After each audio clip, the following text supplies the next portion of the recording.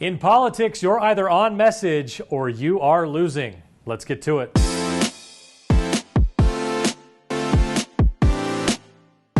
Welcome back from summer break and welcome to On Message, our weekly look at where the battle lines are drawn and who is winning the war of words. This week, moving to the middle.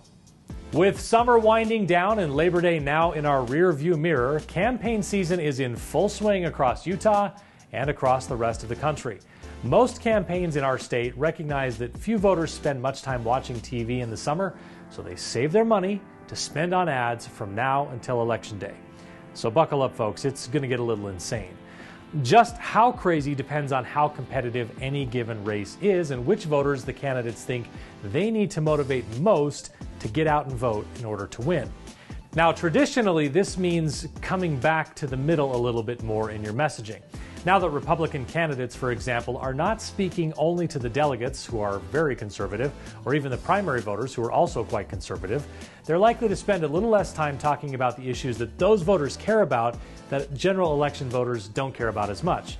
That includes those who may be unaffiliated but lean Republican, or Republican but not to the extent that they care about it until this late in the calendar.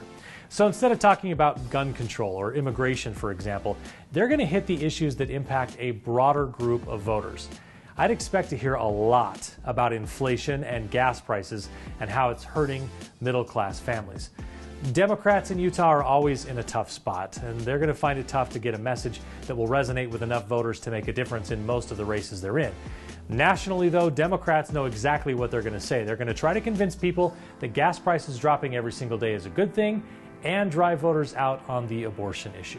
The one race that will require extra thought is the Lee-McMullen Senate race, where the battle lines are not so easy to draw along issue lines.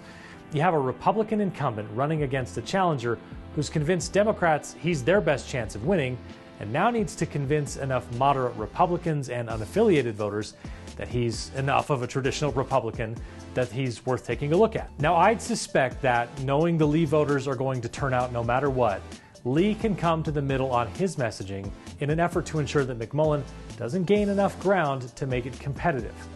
McMullen likely concedes that Lee voters aren't persuadable, so he has to appeal to voters who consider themselves Republicans traditionally, but aren't in the Trump and MAGA Republican category. Much more on that race over the next 2 months. For now, pay close attention to the issues candidates choose to focus on, and you can get a lot of insight into which group they think they need most in order to celebrate on election night.